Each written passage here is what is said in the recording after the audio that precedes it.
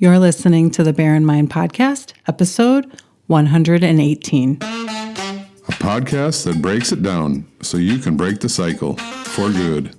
Now, your host, Tara Rama, but you can call her T.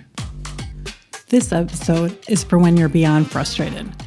And I think that I want this episode to be one of those episodes where you can come back to whenever you find yourself saying to yourself, I am beyond frustrated.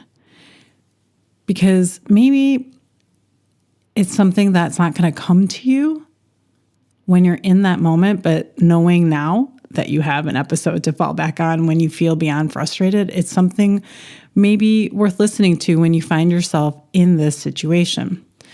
And so the first thing, whenever we find ourselves saying, I'm beyond something or beyond frustrated, beyond some emotion, is to actually understand a little bit more about that emotion that we're experiencing. And the way to answer that question is to actually check back in with your body, not go to your head. Like, what do I mean by beyond frustrated? Is to actually sit and think and check in. Not actually think. I'm going to correct that. Don't think. Go to your body.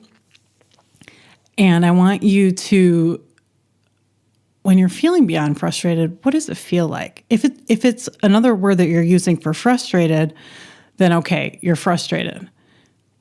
Or maybe it's a different form of anger. Maybe it's a little bit of rage.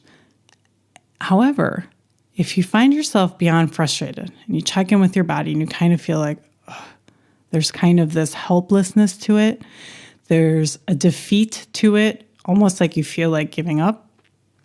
And that is what we're going to talk about, what to do in that moment when you're so beyond frustrated that it's not even frustration anymore, because frustration has a little bite to it, just like a little bit of anger, irritation, there's a little bite to it. Yet beyond frustrated could be disguising helplessness. And then I want you to think about why you feel helplessness. And usually it's because we feel like nothing's working, or we've tried everything and we feel like a bit really stuck. It's like the other end of this, I might as well give up because nothing is working. And so in that moment, I want you to just go a little bit to kind of this fantasy land. What would it look like if things were working? And describe it as best as you can. So if you are beyond frustrated with your kids or with a job situation, what would that situation look like? What would that environment look like? If your answer, let's say you are beyond frustrated with your kids, and kind of the ideal situation would be, well, they listened, they didn't whine, they didn't argue back or talk back. Or even in a work situation, what would that situation look like? Your boss wasn't demanding. I want you to describe that environment the best you can. And look at the whole answer. Describe it also and look at how you would behave in that situation. Because our tendency is usually to say nothing's working because the pieces, which are usually other people or in the environment, something outside of us, isn't working. So our kids aren't behaving. Our boss is too demanding. The whole situation is unhealthy. The environment is unhealthy. And usually that's where our beyond frustration is coming from, is because when we think of the solution lies in that other person. The other person needs to behave a certain way in order for everything to be okay, for us not to feel frustrated. And so that helplessness is kind of that we feel helpless because so much of the solution that we are seeking is with the other person. And that's totally okay. And it totally makes sense, because if somebody else needs to do something in order for the situation in your mind to be okay, it's going to continuously perpetuate that idea of helplessness. And so I'm guessing that there is a element that you recognize that the way you show up in that situation is going to be a lot different than how you show up in the situation that you're beyond frustrated with.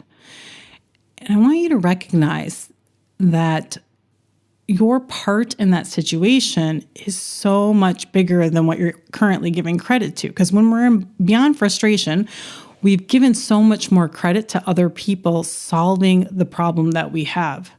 And we've given probably not enough credit to ourselves where, hey, we play a bigger role in our own solutions. We have this problem when in fact we can actually find our own solution. We have that capability. It's almost like we haven't even given ourselves a chance when we're beyond frustrated. Like we haven't bet on ourselves, like, hey, we're the solution to this. And even more so that we are the solution that's going to work and get us through this. Because the other people, the kids, the boss, the partner, that bet is quite risky because we're always dependent on how somebody else is going to react and behave in every situation. That's a really risky bet. And the best bet is ourselves. And we often don't take that chance when we are feeling beyond frustrated, when it's really about helplessness and feeling defeated. And that's when we kind of need to bet on ourselves in that moment that we are our best bet at solving the problem that we see in this situation. And maybe you feel that you have tried everything, that you have really tried every solution to the problem with kids having tantrums, to a boss that isn't always nice. And I want you to notice that those solutions, what was the result of those solutions that you tried? Was the result to get somebody to behave a certain way? Because as long as you go about a solution that is tied to the result of somebody else's behavior, that's 100% a big risk. I'm not going to bet on that. I'll tell you that. I'm not going to bet my solution linked to somebody else showing up a certain way in my life. And I have an example in my life, and I've used this example before in previous episodes, and it still happens today, and it's so relevant to when you feel beyond frustrated. So I don't like things to be in the walkway, like the walkway between two rooms or the walkway when you enter our apartment. And that could be shoes or that could be the bags where you've come back from grocery. And a lot of times I would read books and they would say, well, you need to make the request in a very polite way. And they would give you even like the script on how to ask your partner for the things that you need. And one of the things is it's something that really I don't like to have is things wherever you're walking on the ground. And so I tried this. And when I would ask nicely, it kind of worked. And then I would get to the point where I was frustrated and then I would yell.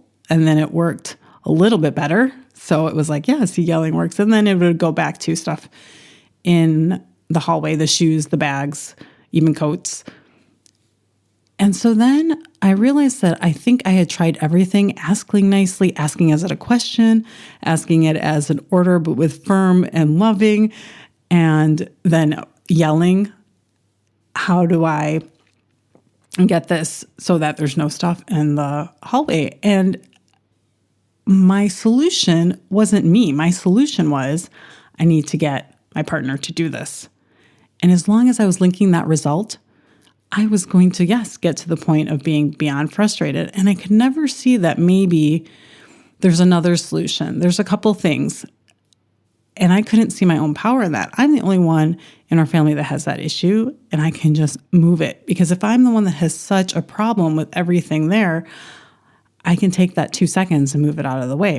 And it seems like a really simple example, but a lot of times we go about things still expecting a result with the other person. I'm still expecting my husband to behave a certain way.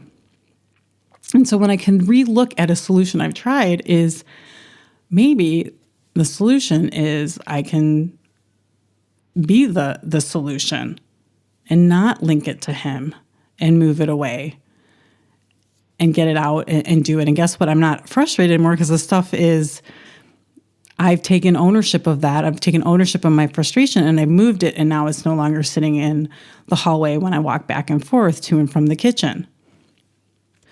And I want you to notice how many times we link a solution as if there's a right solution to the problem, as opposed to the solution that works is probably the best solution. Instead of, no, the solution that needs to work is that my husband listens to me. When in fact, the problem is I don't like the stuff in the hallway where I walk, and I can move it, and then the solution is solved. We get so stuck on that right solution. And when we get stuck there, which is often linked to how somebody else behaves, it then perpetuates that feeling of helplessness.